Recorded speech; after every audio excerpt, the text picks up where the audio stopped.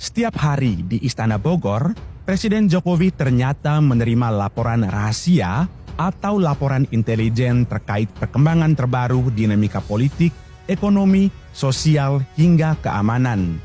Fakta ini diungkapkan sendiri Presiden Jokowi pada Sabtu 16 September 2023. Saya tahu dalamnya partai seperti apa saja, partai-partai seperti apa saja. Ingin mereka menuju rumah saya juga. Informasi yang saya terima komplit dari intelijen saya ada di. Meski belakangan pengakuan Jokowi ini menuai pro kontra, namun ia menegaskan laporan intelijen ke Presiden memang sangat dibutuhkan untuk mengambil keputusan penting demi memajukan negara. Salah satu operasi intelijen yang menyelamatkan Presiden Jokowi terkuak dalam cerita mantan Komandan Pas Pampres Muhammad Hasan. Andai saja saat itu tak ada operasi intelijen, maka hampir pasti nyawa Presiden berada dalam ancaman. Beginilah cerita lengkapnya.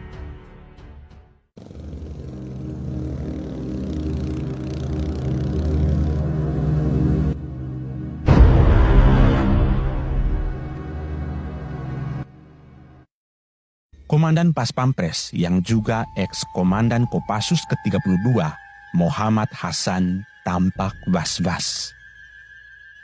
Perasaan itu juga dialami oleh rombongan Presiden Jokowi yang siap membelah belantara menyusuri jalan Trans Papua.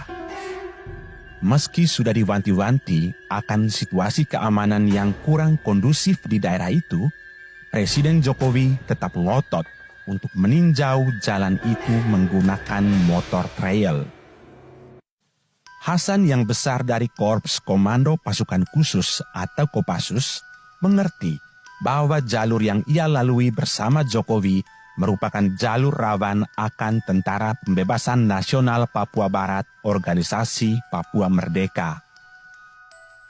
Pengalamannya saat beroperasi di Papua membuat Hasan sanggup memetakan daerah rawan OPM di sana.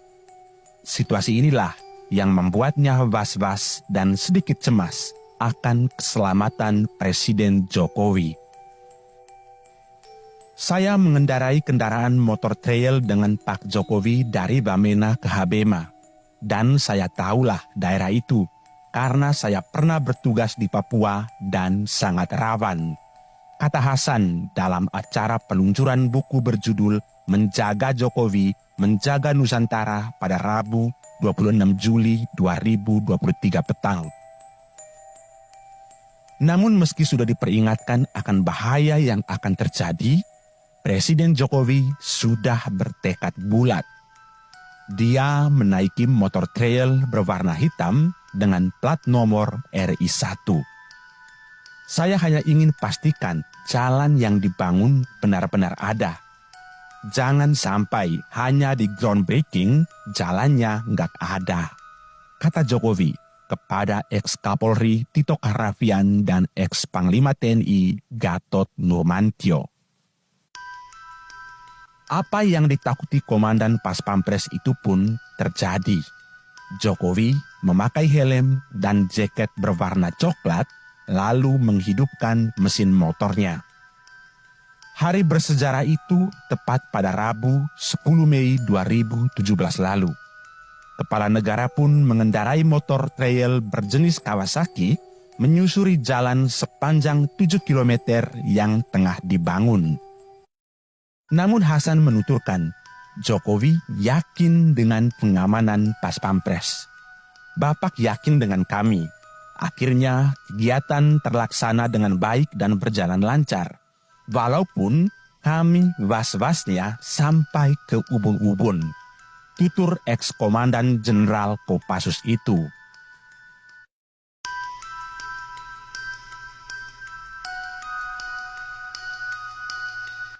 Sebelum hari H kunjungan Presiden ke Bamena, Muhammad Hasan sudah berkomunikasi dengan Komandan Satuan Tugas Sandi Yuda Kopassus yang tengah bertugas di Papua. Kebetulan juga yang bersangkutan pernah menjadi anak buah Hasan, Namanya Kolonel Infanteri Agung Winata. Dari Agunglah Hasan mendapat informasi mengenai keberadaan Panglima OPM wilayah Lanijaya, Purom Okiman Wenda.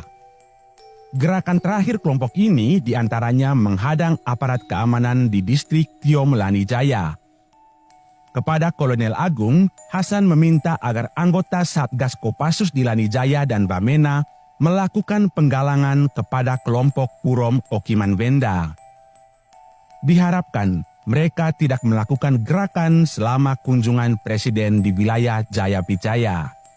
Alhamdulillah, selama kunjungan, Jalan Trans Papua Bamena Habema tak terjadi gangguan dari kelompok OPM tersebut. Pasca kunjungan Presiden, Hasan mencoba mengorek informasi dari salah satu Satgas Kopassus di Bamena tentang penggalangan seperti apa yang dilakukan Satgas di sana. Informasi yang diterima dari penghubung Satgas Kopassus, ternyata Satgas itu mengirimkan bantuan beras, gula, pinang, rokok kepada kelompok OPM tersebut. Dengan bantuan itu, mereka diminta tetap berada di markas mereka selama kunjungan Presiden. Pasalnya, selama kunjungan Presiden di wilayah itu, pasukan TNI dan Polri akan menggelar pasukan dalam jumlah yang sangat besar di sepanjang rute yang dilalui Presiden. Pengondisian tersebut tampaknya juga membuat OPM tak berani keluar dari markas mereka. Meski aksi itu terbilang sangat berbahaya, Jokowi mengaku sempat melorot dari jok pengemudi saat menyusuri jalan itu akibat telat memindahkan gigi motor tersebut. Ada 2 kali saya melorot, telat memindahkan gigi. Harusnya pindah ke gigi 1 tapi telat, kata Jokowi. Jokowi bercerita jalan yang dilewatinya memiliki kesulitan untuk dilintasi. Alasannya karena tanahnya tak rata dan jalur yang naik turun membuat dirinya berguncang saat sedang mengendarai motor trail.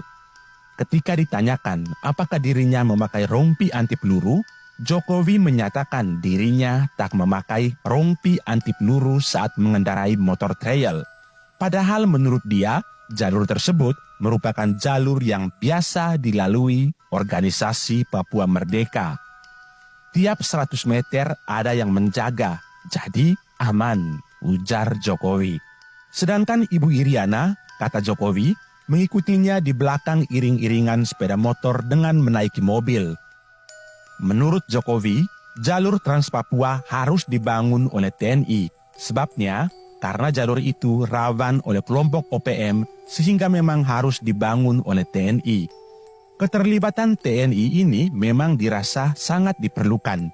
Dengan medan yang berada pada ketinggian sekira 3.200 meter di atas permukaan laut, menjadikan peranan mereka sangat krusial.